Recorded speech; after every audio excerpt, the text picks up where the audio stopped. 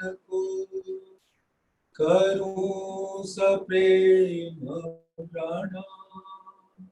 अशुभ हरन मंगल करण धनी श्रीदेव चंद्र जीना। श्री प्राणनाथ निज मूलपति श्री मेराज सुना। तेज कुंवर श्यामायुगल को पल पल करूं प्रणाम। पिया जी को पल पल करूं प्रणाम।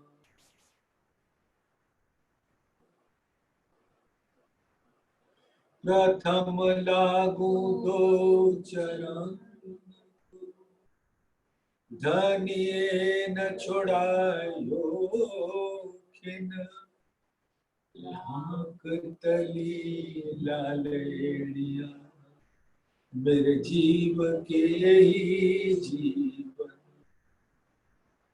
इन पाँव तले पड़ी रहूं धनी नजर खोलो बाबू। पलना वालू निर्नेत्रे मेरे जीव के ही जीवन। मेरे जीव के ही जीवन। धामधनी अक्षरातीत के परम प्यारे लाडले परम धाम में विराजमान आपके मूल तनों के कोमल चरणों में इस दिन का प्रेम भरा सिजदा कबूल करें। प्रणाम। धामधनी की असीम अनुकंपा, प्यार भरी मेहर और लाड ने हम सब सुंदर साथ को एक ऐसा सुनहरा अवसर कि उनके दिल से उतरे हुए इल्म की लहरों में हम संग बैठकर झील सके। एक झीलना होता है अकेले अकेले और एक झीलना होता है सामूहिक। तो जो रस सामूहिक झीलने में आता है वो कभी अकेले में नहीं आता।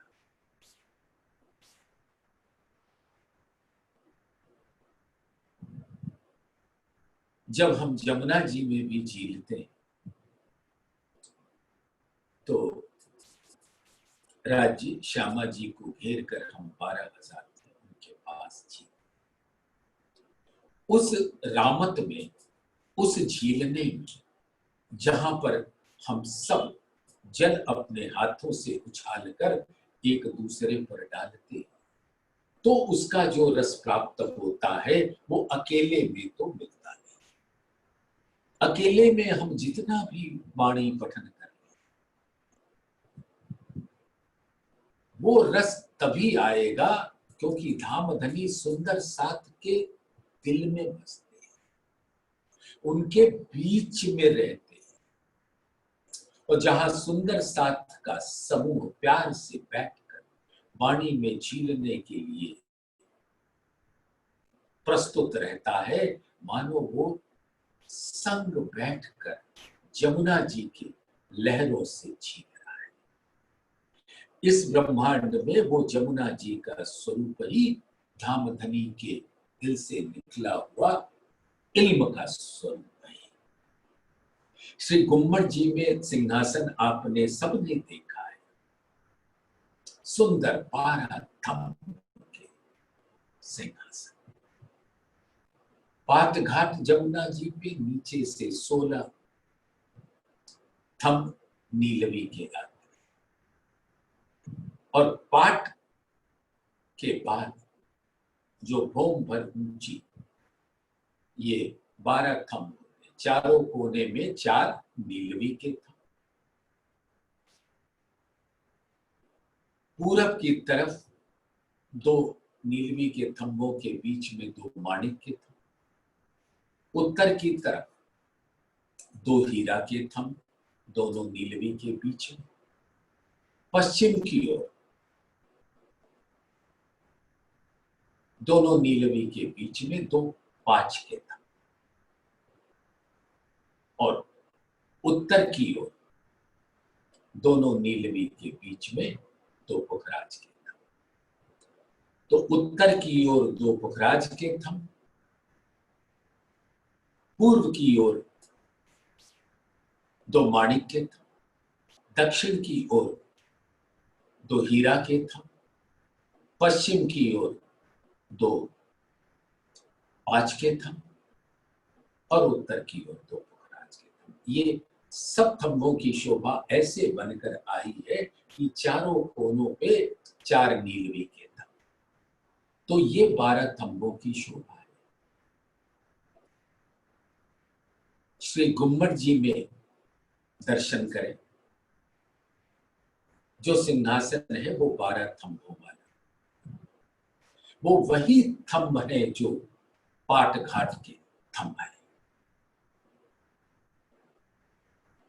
वो 12 थंब की शोभा यहां पर सिंहासन का स्वरूप है।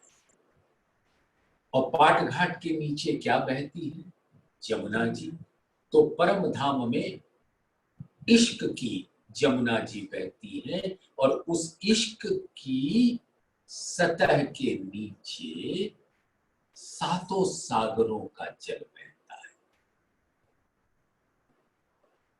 जब कोई उसमें झीलता है तो आठों सागर का रस उसके अंदर, उसके रोम रोम से प्रवेश कर जाता है।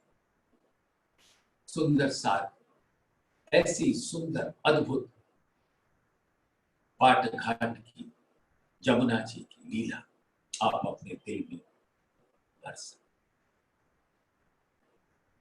और यहां पर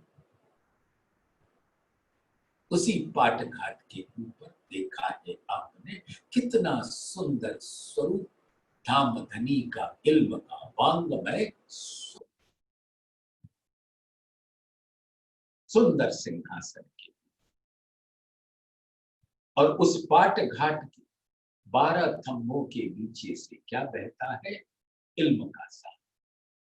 और उस इल्म के सागर के ऊपरी सतह के नीचे हर सागर, यानी कि सतह से लेके तलहटी तक जाइए तो 8 सागर का। श्री गुम्मट जी के इसी प्रकार से जब उस सिंहासन के नीचे तलहटी में चंदन का सुंदर सुगंधित सिंहासन, और उस पर धामधनी अक्षराती साक्षात विराजते उस झूले। तो जैसे जमुना जी की ऊपरी सतह परम धाम में इश्क की है, और तलहटी तक चले जाइए तो सातों सागर उस इल्म के, इश्क के सागर से मिल जाते हैं। तो वो आठों सागर का एक स्वरूप होता है परम धाम के अंदर। ऐसे ही इस ब्रह्मांड में परम धाम का स्वरूप का रस पीना है, तो इस भरत खंड के श्री बुंदेलखंड के अंदर श्री परनामी ने सुशोभित श्री गुम्मट जी अपने सुंदर कलश के साथ, वो कलश प्रतीक है इस ब्रह्मांड में जितने भी स्वरूप और धर्म ग्रंथ हैं, उन सब का वो कलश,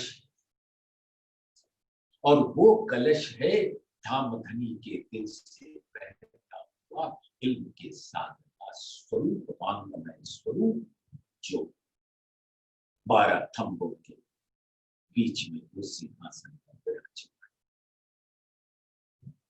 तो वहां इल्म की जमुना जी उन 12 थंबों के नीचे से बहती है, और जब वो तलहटी में जाती है तो वहां मेहर का सागर है, जो आठों सागर को समेटे रहता है। और वो किसका स्वरूप होता है?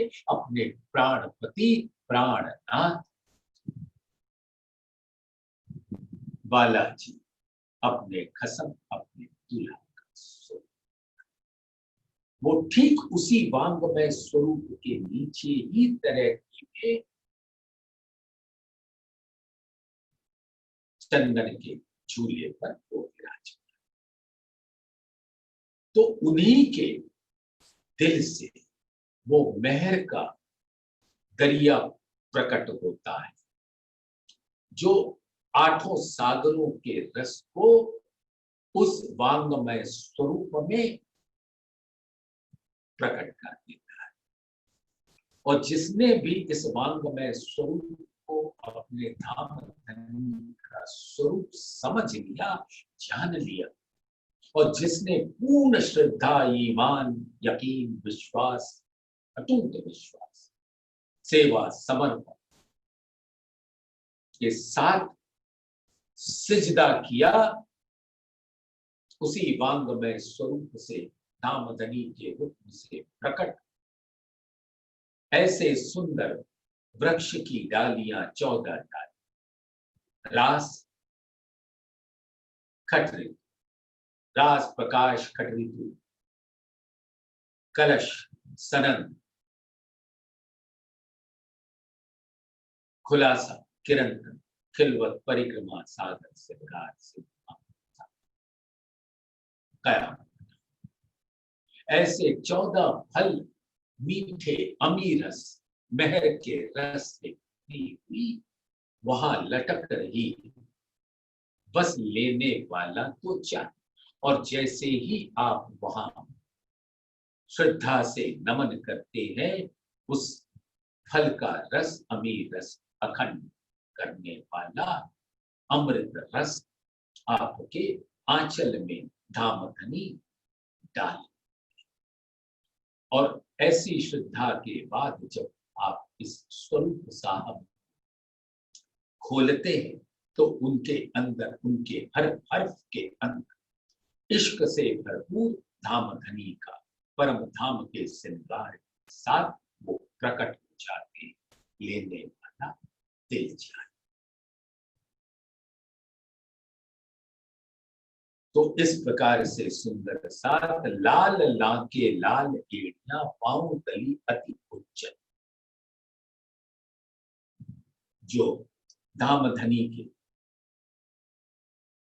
अक्षरातीत नूर जमाल के जो चरण कमल, वो अति लाल है, और उसकी एड़ियां लाल है, तली लाल है, और लाख गहराई वाला हिस्सा भी लाल है। और ये लालिमा क्या है? रूहों के मुखार शोभा, नीर सागर की शोभा। तो नीर सागर लाल कहां बसता है? धामधनी के चरण। तो चरण तली तो धामधनी का अंग है, और हर अंग आत्मा का स्वरूप है, इसलिए वो उसका मुखार बिंद लाल। धामधनी का नख से शिद्दत का श्रृंगार, गौर उज्ज्वल गहरी लाल। गौर तो इसलिए होता है कि धामधनी का मार्फत स्वरूप उनके हर अंग से प्रकट हो जाए। जैसे गोरे रंग से रक्त की धमनियां रक्त दिखाती है त्वचा के को पार करके, उसी प्रकार से इश्क बहता हुआ वो सागर है धामधनी के अंगों। अंग देखे जेते सूरत के, सो तो सारे इश्क सागर। गुण हक बाहर देखावत, इन बातों में का। तो अंग अंग में इश्क का सागर लहराता है, और उन अंगों से जब वो प्रकट होकर देखने वाला देख ले, तो वो इश्क के सागर में गोता लगा देता है। तो ये लाल रंग तो रूहों के मुखार बिंद की शोभा कहलाती है। और वो क्या होता है? इश्क का वो स्वरूप जिसको पीने का अधिकार मात्र ब्रह्मात्माओं को है, ब्रह्म सृष्टि को है, रूहों को है, हमारे पर आत्म के तनों को है। और वही शोभा राज्य के मुखारविंद पर भी झलझलाती है।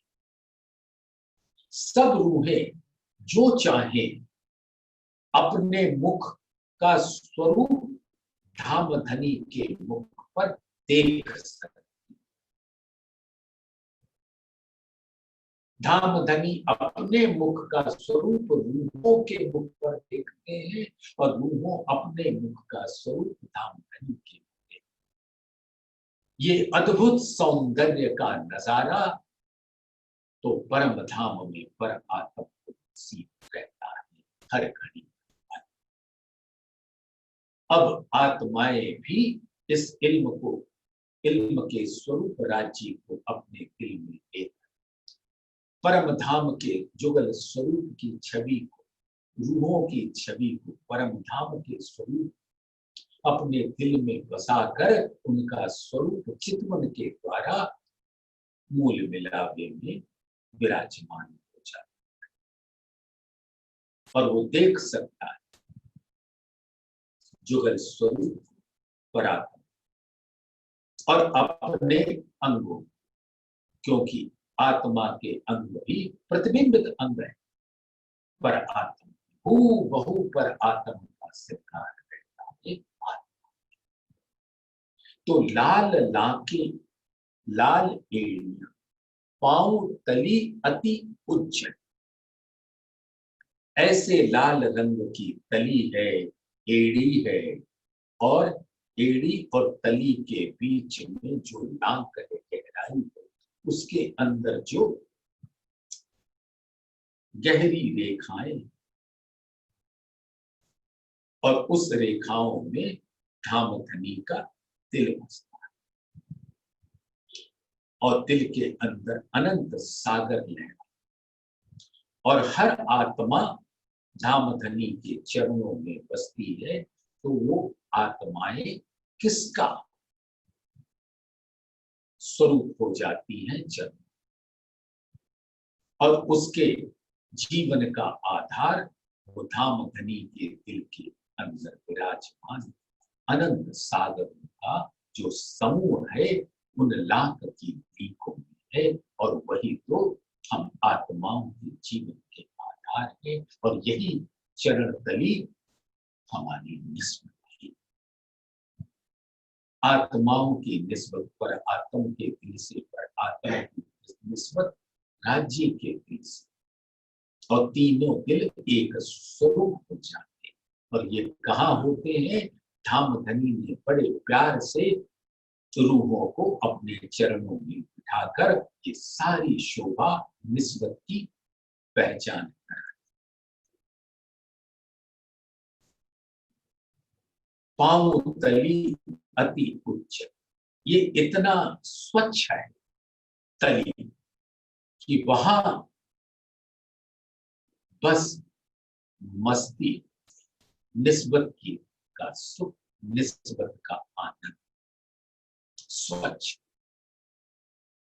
ए पाऊं बसत जिन हैड़े सोई आसिक, और जिन सुंदर साथ ने चितवन के द्वारा इल्म के बाद इन चरणों को अपने दिल में रख लिया, वही आशिक कहलाने के अधिकारी होते हैं। आशिक, देखो सुंदर सा, इंद्रावती जी आशिक है इस ब्रह्मांड, मूल आशिक इंद्रावती जी, लेकिन उनको महामती का खिताब देकर रूहों को जागने का कार्य पकड़ा। तो जितनी और रूहें हैं उनको धामधनी के हुक्म ने आशिक का खिताब दिया। वो इंद्रावती आशिक भी है, महामती भी है और सभी रूहें आशिक। सभी क्यों होती है? क्योंकि धामधनी ने कदीमी से पर आत्म के दिल में बैठते, पर आत्म के दिल में राजी के चरण कमल को छोड़कर कुछ भी और नहीं। और जहां धामधनी के चरण कमल है वही तो अर्श है, वही तो धामधनी का ठिकाना है। और जहां उनके चरण कमल वहां अर्श, वहां पर धाम। 25 पक्ष और जुगल स्वरूप और ब्रह्म सृष्टियां हर ब्रह्म सृष्टि के दिल में बसती। हक हादी अर्श मोमिन सो तो पहले हक दिल, और वही दिल तो पर आत्म के दिल में होता है। और पर आत्म का दिल कहाँ है? आत्म के दिल। जैसे आत्म का तन पर आत्म का प्रतिबिंबित स्वरूप है, वैसे ही पर आत्म का दिल का प्रतिबिंब स्वरूप आत्मा का दिल।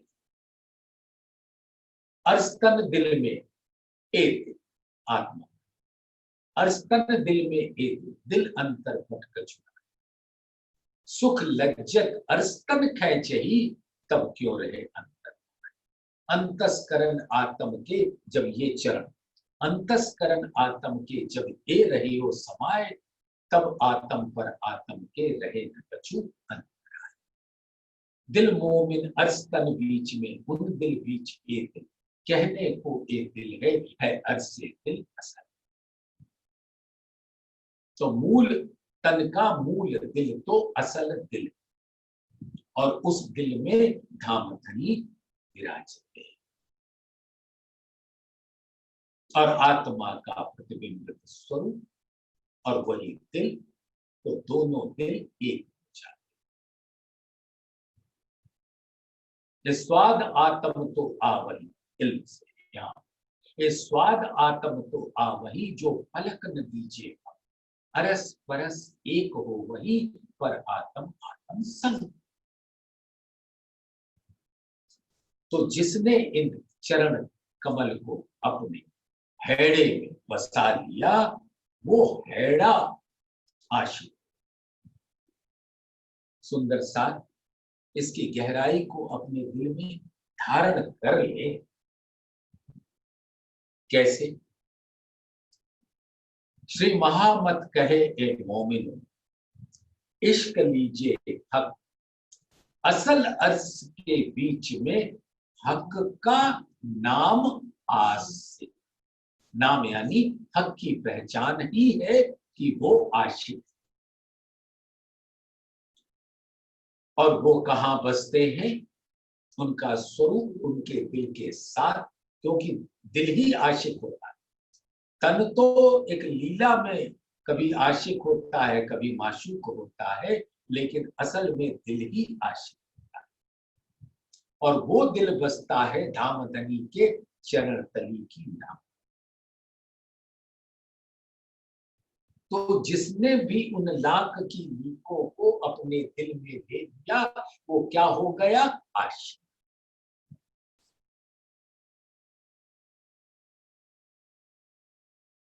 बसत सुखाले नरमाई में, आसमान लग रोशन। अब उन चरण तली की जो कोमलता है, सुकुमारता, नाजुकी है, उसके अंदर सुख के, आनंद के सागर भरे हैं।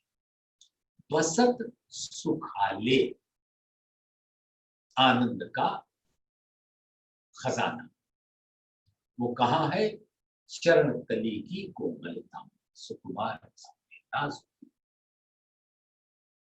आसमान लग रोशन, और उसका नूर परम धाम के चिनी से अंबर के बीच में चारों तरफ तो क्या कहें, हर दिशा। और ये दिशाएं 10 नहीं है, अनंत दिशाएं। जैसे एक बड़ा सा गेंद हो और उसके बीच अंदर मध्य बिंदु पर मानो दामधनी के चरण कमल है।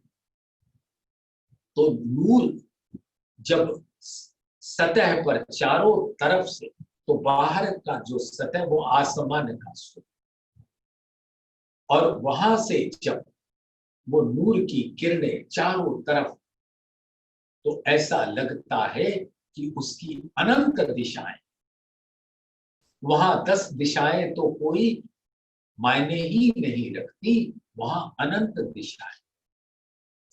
तो वो चरण तली के जो नूर है वो अनंत दिशाओं में परम धाम के पाऊं प्यारे मासूक के, जो कोई आशिक नहीं। और ये धाम धनी के पाऊं है आशिक ब्रह्म सृष्टि।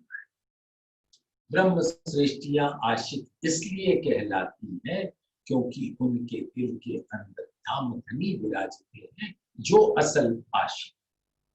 मार्फत में आशिक और माशूक दोनों एक हो जाते हैं, न आशिक रहता है न माशूक रहते हैं, सिर्फ धाम धनी का दिल रहता है। हाँ, स्वलीला अद्वैत में कौन किसको रिझा रहा है, उस प्रकार से ये निर्धारण होता है कि कौन आशिक है और कौन माशूक। जब चौथी भौम थे, रंग महल के चौथी भौम के नृत्य की हवेली में हम सब 12,000 ब्रह्म सृष्टियां उस चौरस चबूतरे पर बैठती, जुगल स्वरूप पश्चिमी किनार पर विराजते, और सखियों का स्वरूप आज नौरंग बाई समझो अपने जुत 300 सखियों के साथ इतना सुंदर संगीत की लहरी है। सभी वाद्य यंत्र अपनी परम कला पर रहे, और कोई स्वर आलापता है, कोई अंतरा गाता है, कोई मुखड़ा गाता है, सब एक से एक राग रागनी छेड़कर मुस्कुराते हुए एक दूसरे के नैनों में देखकर आनंदित होते हैं उस स्वर लहरी से। और इंद्रावती अपने चित्त के साथ जब नृत्य करती, और जैसे जैसे सुर लय ताल की द्रुत गति होती है, वैसे वैसे उनके चरण कमल की थाप इतनी बढ़ जाती है कि धाम धनी अपने नैनों को उनकी घुंघरियों में देखते हैं कि वो कैसे आशिक का स्वरूप होकर अपना नूर बिखेर रही है, और कैसे उस घुंघरी से सुंदर संगीत की ध्वनि निकल सुंदर। और वो घुंघरी का बल देखो कि वो धाम धनी के नैनों को पकड़ लेती है, कहीं जाने नहीं देती।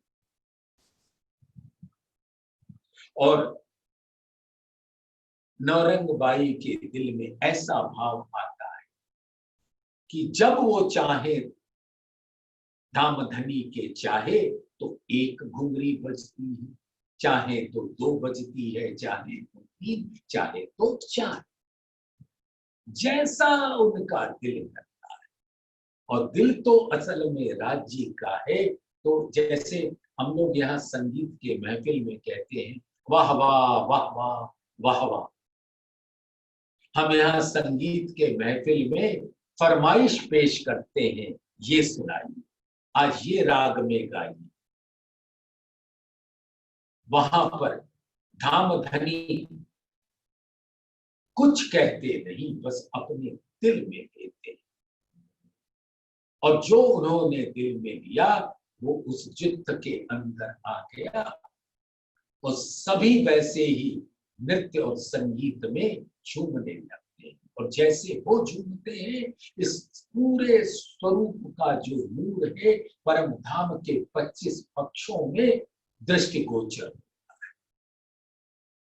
हर आत्मा का स्वरूप उसका रस अपने दिल में लेता है और अपना तन भी उसका नूरी तन है। उसके उस नूरी तन के नैन जैसे पुखराज पहाड़ के भी तन के नैन है, जिससे वो इस लीला को देख पाती है, क्योंकि वो भी धाम धनी के दिल के बर्तन। तो जब वो संध्या बेला में 7:30 बजे से लेके रात के 9 बजे भोजन की लीला के बाद जब वहां ये अद्भुत दृश्य होता है सुंदर सा, तो परम धाम का कोई भी दूर से दूर, नजीक से नजीक, क्या हो, पशु हो, पंखी हो, दरख्त हो, जल हो, तेज हो, वायु हो, जिमी हो, आसमान हो, सब उस संगीत लहरी के साथ लहरा, और वो पूरा नृत्य का, संगीत का स्वरूप सब देख पाते हैं। और सारे के सारे कहां बसते हैं? धामधनी के दिल। तो धामधनी वहां चबूतरे के पश्चिमी किनारे पे अपनी जुगल स्वरूप को लेकर बैठकर इस दृश्य का नजारा लेते हैं, तो बाहर रूप से प्रकट होता है कि नवरंग बाई का युद्ध आशिक है और सब सखियां और जुगल स्वरूप माशूक, क्योंकि वो रिझा रहे। लेकिन मूल में कौन किसको रिझा रहा है? वो धाम धनी का दिल रिझा रहा है। इसलिए वो दिल असल में मूल आशिक। जब सुखपालों में बैठकर हम तीजी भूम से 3 बजे निकलते हैं जमुना जी की ओर, तो बंदर नगाड़े बजाता है और ऐसी अदा से नृत्य करता हुआ चलता है कि वो आशिक हो जाता है और परम धाम के सभी पक्ष उसको देखकर बलिहारी जाते हैं और सब माशूक हो जाते। तो उस बंदर के अंदर कौन बैठे? धामधनी का दिल। सो मूल रूप से धामधनी ही आशिक।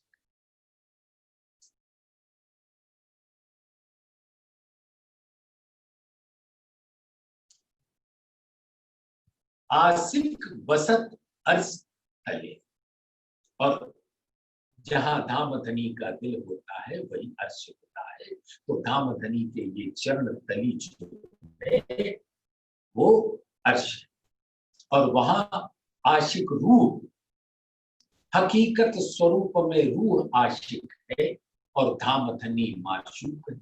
लेकिन मार्फत स्वरूप से तो आशिक राज्य है और सब रूही माशूक।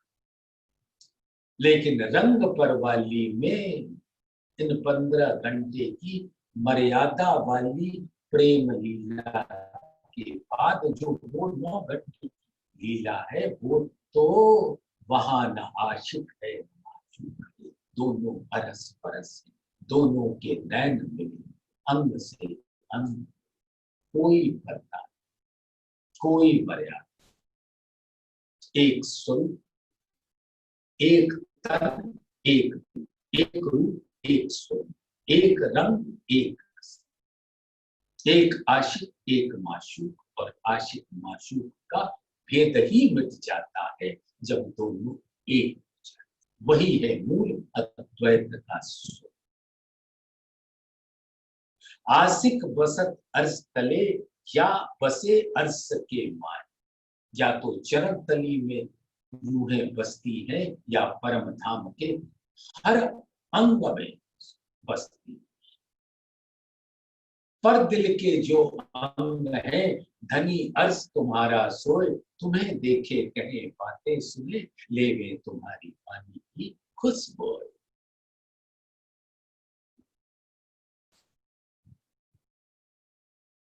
आशिक बसत अर्श तले, या बसे अर्श के माहे, एक खुशबोए मस्ती अर्श की, निस्दिन पीवे ताहे। और ये सुगंध, धामधनी के दिल का बहता हुआ सुगंध परम धाम के अंदर जिमी से आसमान के बीच में नूर का सुगंध होता है। तो एक खुशबोए मस्ती अर्श जो उस लीला में डूबा, जो सुगंध में डूबा, जो उसकी कोमलता, शीतलता, चैतन्यता में, जो उसकी प्रेम भरी माधुर्यता के रस में डूबा, जो इश्क से अरस परस हो गया, तो वो मस्त हो गया। एक खुशबोए मस्ती अर्श की निस दिन पीवे तान, और आत्माएं हर घड़ी हर पल 64 घड़ी उस अर्श के रस में डूबी है। उस सुगंध को अपनी अंतर की नासिका से लेकर इतनी मस्त हो जाती है कि उनको धामधनी की मुखार बिंद या चरण कमल के अलावे कुछ और दिखता ही। सुंदर सलूकी छब शोभित, रंग रस प्यार भरे, सोई मोमिन अर्श दिल, जित इन हके कदम धरे। और धामधनी जहां पर ये चरण कमल रख देते हैं, वही तो मोमिनों का दिल अर्श हो जाता है। रूहें उतरी अपने तन से इस ब्रह्मांड, रूहें उतरी अपने तन से, और कहिया उतरे अर्श से। तन दिल अर्श एक की, हके कदम धरे दिल। जैसे ही दिल में धामधनी के चरण कमल पधारते हैं, तो ऐसे मोमिन का तन भी नूरी, दिल भी नूरी, चरण कमल भी नूरी, अर्श भी नूरी, और वो अर्श।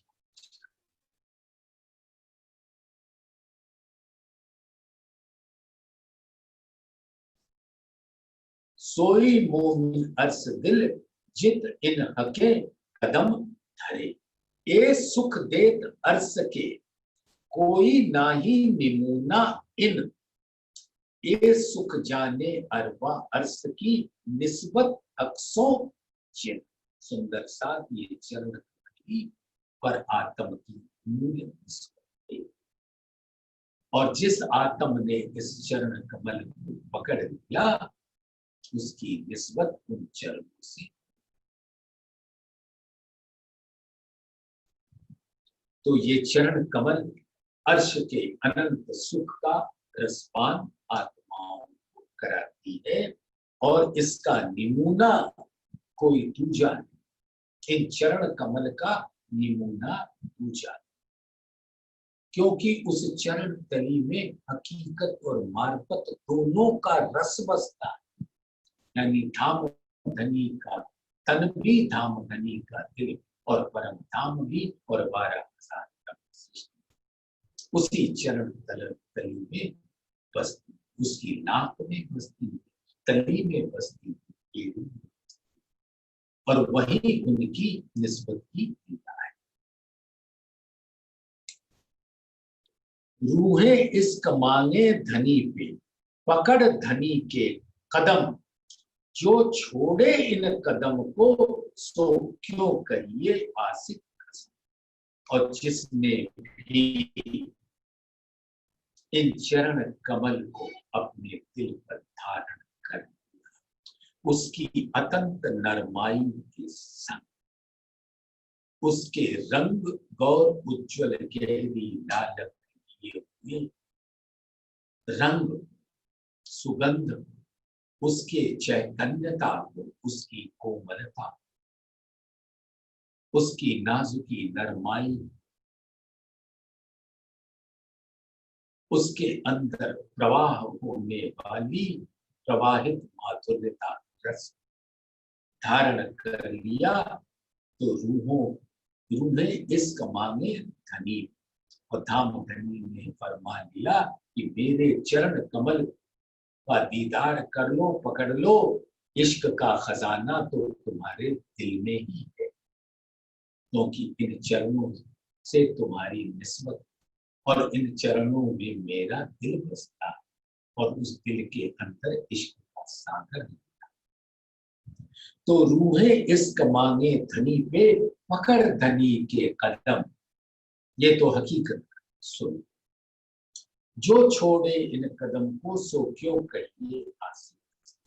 और यहाँ पर आत्माएं अगर उन चरण तली से, उस चरण कदमों से एक क्षण के लिए न्यारी हो जाती है, तो वो आशिक कहलाने का अधिकार से वंचित हो जाती। नरम नरम तली लाल उज्जल, आशिक यही जीवन। वो जो चरण तली है, लाल है, उज्जवल है, गौर है, और आशिक रूहों का वो जीवन का आधार है। उसके बिना तो आशिक रूहें निष्प्राण जैसी हो जाती है, क्योंकि ये चरण तली ही तो रूहों के प्राण है।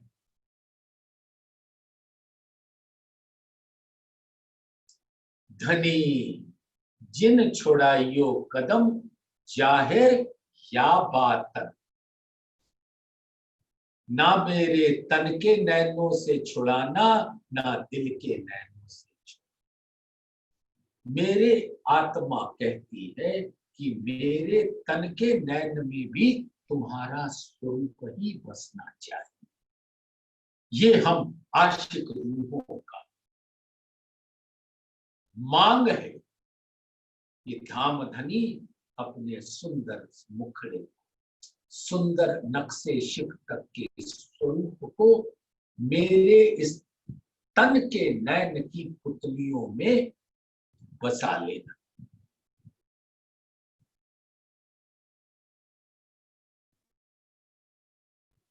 जो जागो सो देखिए, मेरी तो निशा भाई। जो रूह दिल लगना आ वही, तो क्यों सके जुबान। जब दिल में बात आए तो जुबान उसका वर्णन। अब उन धाम धनी के स्वरूप को जब नैनों ने अपने नैन के अंदर पुतलियों में बसाया, तो पुतलियां भी लालची का स्वरूप हो गई। बोले धाम धनी, पहले अपने चरण कमल को एक ठीक से निहारने तो दो। अब वो उसको निहारने ही लग गई, तो उनको वहां से कहीं जाने ही नहीं दिया। तो जब नैनों से चलकर, नैन तो द्वार है, वहां से चलकर धामधनी दिल तक आए, तब तो जुबान उसका वर्णन कर सके। तो रूह दिल लग ना आवत, आत्मा के दिल में नहीं आता, क्योंकि नैनों ने उस सुंदर स्वरूप को रोक रखा है वहीं पर।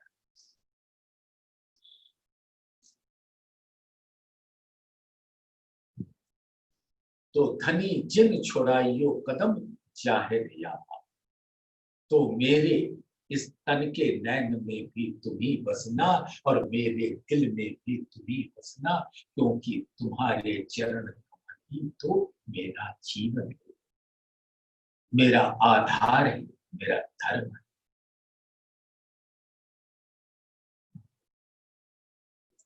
प्यारे कदम राखों छाती मिने, और राखों नैनों पर सिर ऊपर लिए फिरो, बैठो दिल को अर्ज।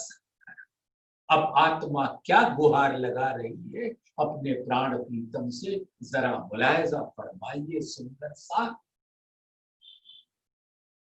प्यारे कदम राखों छाती, मेरे प्राण प्रीतम, मेरे प्यारे धनी, अपने कोमल सुंदर सुगंधित कदमों को मेरे छाती पर। सुंदर साथ एक उदाहरण दे देते, शायद आप उससे धाम धनी के चरणों की कोमलता का स्पर्श अनुभव कर सके।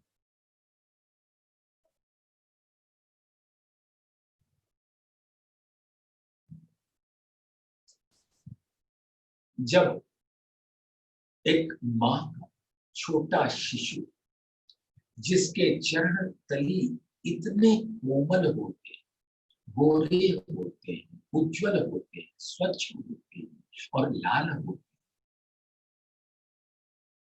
कि मां तो उस चरण पे बलिहारी जाती, और जब वो शिशु मां के वक्ष स्थल पे अपने चरणों को रखता है तो मां को ऐसा प्रतीत होता है कि उसके दिल के अंदर वो चरण कमल प्रवेश कर गए, और दिल में प्रवेश करते ही मां आनंद के सागर की लहरों में डूब जाती। तो ऐसे ही कह रहे कि धामधनी अपने प्यारे चरण कमल मेरे छाती पे रखो, वो सीधा मेरे दिल के अंदर पहुंच जाए। प्यारे कदम राखो छाती में, तो छाती क्या है? हकीकत स्वरूप है, और दिल क्या है? मार्फत स्वरूप है। हकीकत में रखा तो मार्फत के अंदर तो स्वयं ही पहुंच गए। प्यारे कदम राखो छाती में और राखो नैनों, और ये चरण तली को, चरण के स्वरूप को मेरे आत्मा के नैनों में बस जाए। सिर ऊपर लिए फिर, अब आत्मा कहती है कि आपके चरण तली मेरे छाती पर, मेरे नैनों में और मेरे सिर पर, और सिर पे होने का मात्र भाव एक है, मैं समाप्त हो गई, और चरण तली जब सिर पर आई तो इस स्वरूप के अंदर हक की मैं आ गई। अब इंद्रावती के अंदर उनकी कोई मैं नहीं, मैं है तो सिर्फ हक की।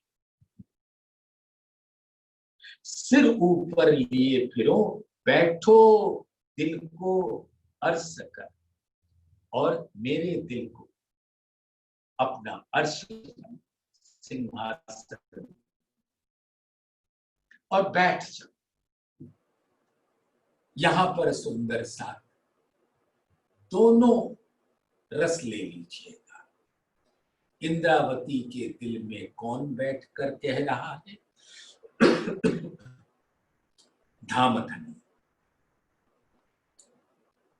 तो वो कहते हैं तुम मेरे दिल में आ जाओ, अपना सिंहासन बना लो, और तुम कहती हो कि मैं तुम्हारे दिल में आ जाऊं।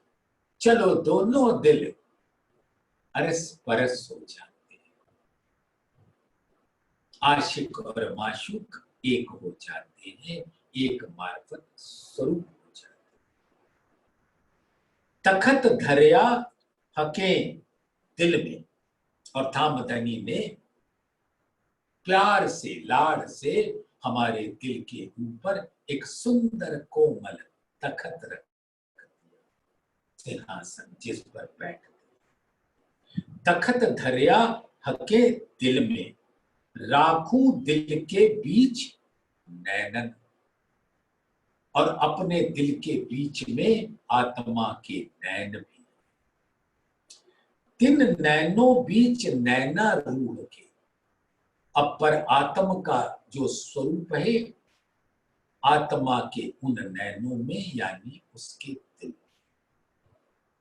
और पर आत्म का के नैनों में धामधनी विराज। इस प्रकार से आत्मा के दिल में सिर्फ एक मांग कर ली कि तिन नैनों बीच नैना रूढ़ के, यानी कि पर आत्म के नैन जब आत्म के नैन दिल के नैन में बस गए तो पर धामधनी तो स्वयं ही आ गए, यानी धामधनी का स्वरूप पर आत्म के नैन की पुतली में और पर आत्म के नैनों को हमने मांग लिया कि मेरी आत्मा के नैनों में आकर बस जाओ। बस हो गया ना काम।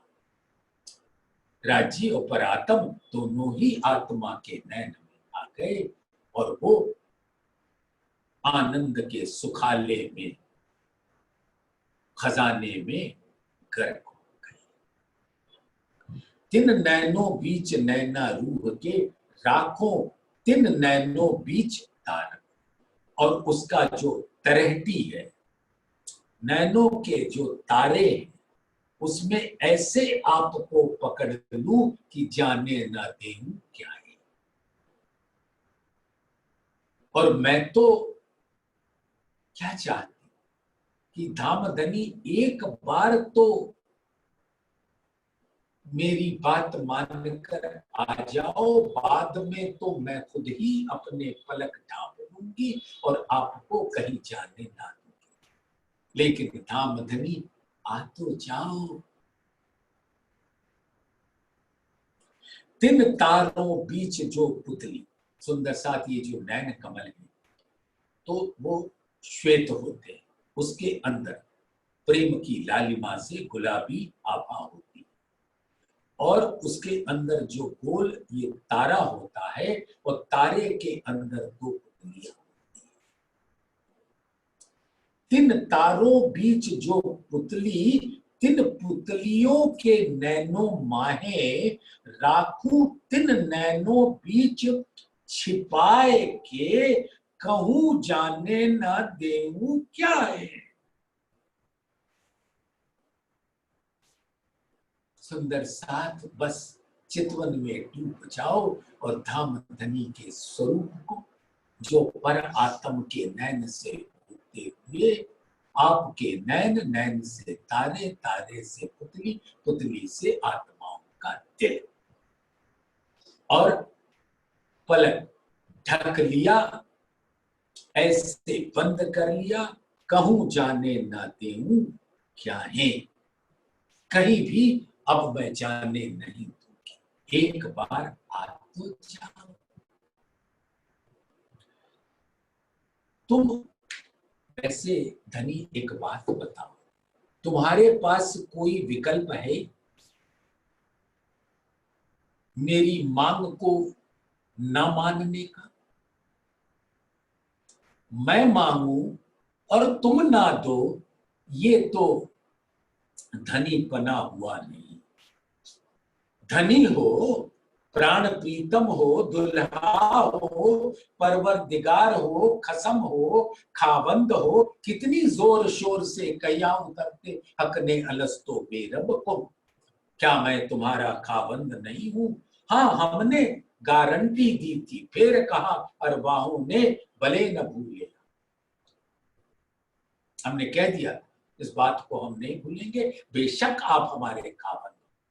तो आज तो वो खावंदपना सिद्ध करो और आके बस जाओ मेरे नैनों के तारों की पुतलियों में, और मैं तुमको ढांप लूं, राखूं तिन नैनों बीच छिपाए के, कहूं जाने न देऊं क्या है।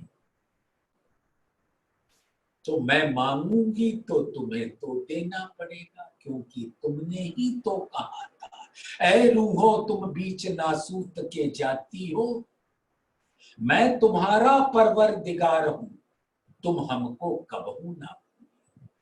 और आपने ही ऐसा सुंदर इल्म से आपने मुझे जागृत कर दिया, तो अब तो आना पड़ेगा ना, अपना धनीपना दिखाना पड़ेगा ना, नहीं तो इस दुनिया में ना आप झूठे ना हो।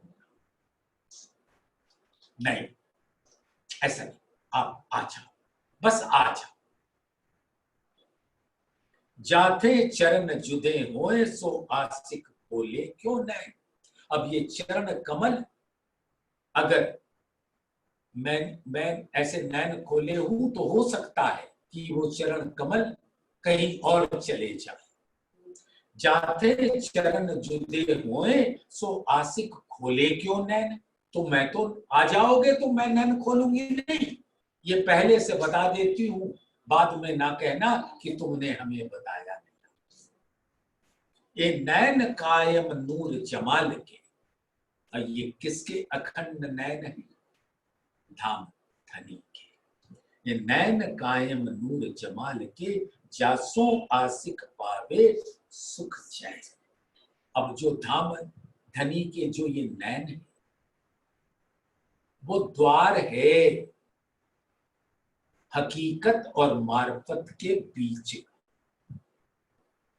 सुंदर साथ ये जो परम धाम का रूहें हैं, सब स्वरूप है वो हकीकत का स्वरूप है, और धाम धनी का दिल मार्फत का स्वरूप है, और धाम धनी नूर जमाल के ये जो सुंदर नैन है वो द्वार है हकीकत को उन नैन रूपी द्वार से मार्फत रूपी दिल में प्रवेश करने के। तो वो नैन क्या हुए? हकीकत और मार्फत के बीच का सुंदर द्वार है। तो सुंदर साथ उन नैनों से धाम धनी का हकीकत और मार्फत दोनों का रस प्राप्त करते रहो, और उसको कभी अपने दिल के नैनों से जाने ना देना। बोलिए श्री प्राणनाथ प्यारे की जय। बोलिए श्री सतगुरु